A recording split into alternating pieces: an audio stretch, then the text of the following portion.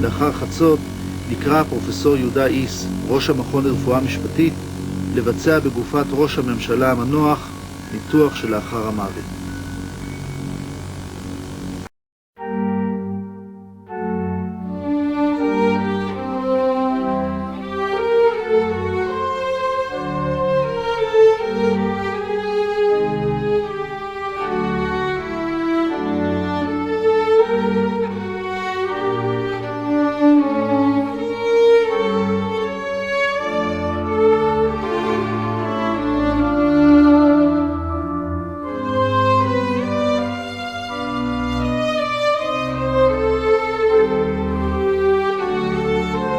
אני גדלתי וחונכתי על רצח קנדי.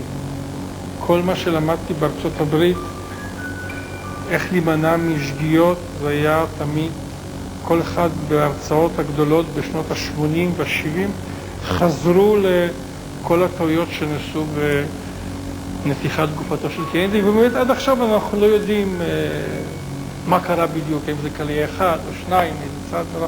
וכשכבר הגענו לכאן, אמרתי, אנחנו נעשה הכל כדי שהשגיאות שעליהם למדתי בהיותי מתמחה ברפואה משפטית בארצות הברית לא יחזרו לעצמם. ובאמת השתדלנו לעשות הכל.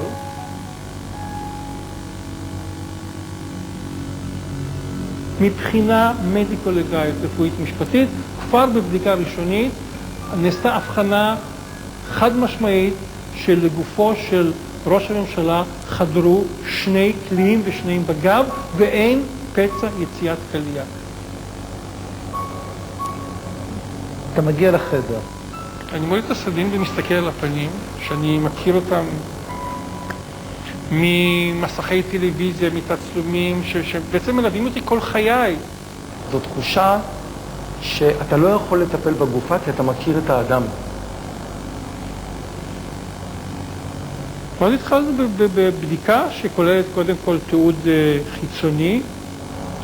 במכון לקחתי איתי ציוד שאני לא אמצא אותו בחדר ניתוח סטרילי וסטנדרטי של בית חולים. הייתי מאוד נבוך להוציא את כל הכלים המסיביים האלה מתוך השקית. אז עשיתי את זה בשלבים. כל פעם כשהייתי צריך, כשהזדקקתי לאיזשהו כלי, הייתי בא ומוציא אותו. ואני זוכר שהרגע הכי קשה שלי היה להוציא את המסוך החשמלי. הראש נמצא כאן, אנחנו מצלמים את כל הגופה לפני שנוגעים בה, אני מתאר כל פרט ופרט, אחר כך הופכים את הגופה על הגב, זאת אומרת, הגופה נמצאת על הגב, אנחנו הופכים אותה בהמשך על הבטן, בודקים את הגב, מצלמים ומודדים את פצעי כניסת קליע, שני פצעי כניסת הקליע, את המרחקים שלהם מקצות הגופה, כדי לדעת בדיוק איפה הם, מחזירים את הגופה על השכיבה לגב, ואז אנחנו, כמו בתהליכים רגילים, פותחים את הגופה. אני מבצע את מכאן עד הבטן. איך אנשים מסביב מגיבים כשאתה מגיב? הם היו עמומים. אני זוכר שהאחיות פשוט כיסו את פניהם בידיהם. הם כיסו את הפנים עם הידיים, הם לא יכולו לראות את זה.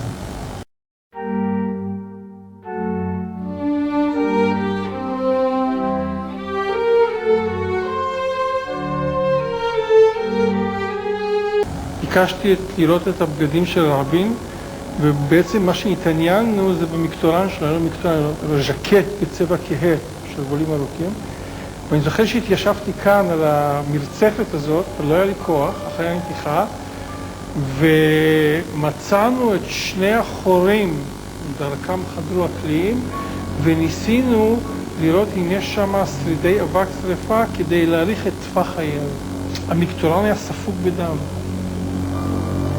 השתדלנו שהדם לא ייוותר על הרצפה, בתוך המקטורן היה נאום של רבין, גם כן נספג בדם.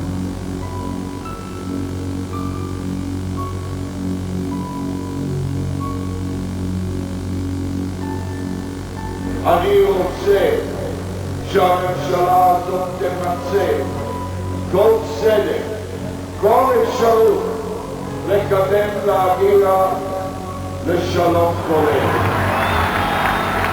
כחודש לאחר הרצח נפתח משפטו של הרוצח יגאל עמיר. זה עושה לך משהו לחזור לעולם הזה? כן, התרגשתי כשעליתי במעלית. אני חושבת שלא הייתי בו מאז, זאת אומרת, לא יצא לי לנהל פה משפטים, יצא לי לנהל משפטים אחרים, אבל לא כאן. מה זה מציע? אז הרגשתי כמו ביום הראשון. זוכרת את היום הראשון? מה היה שם?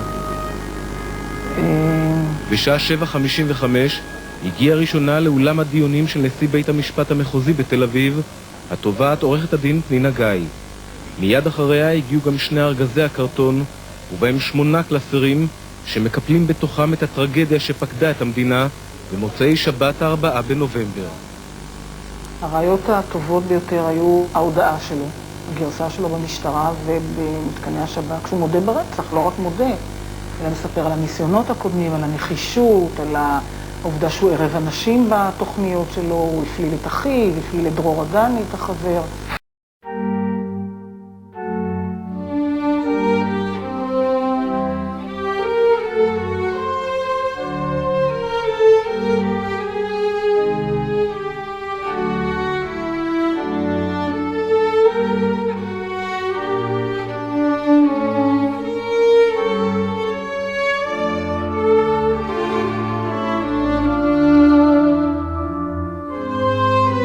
אני ואח שלי.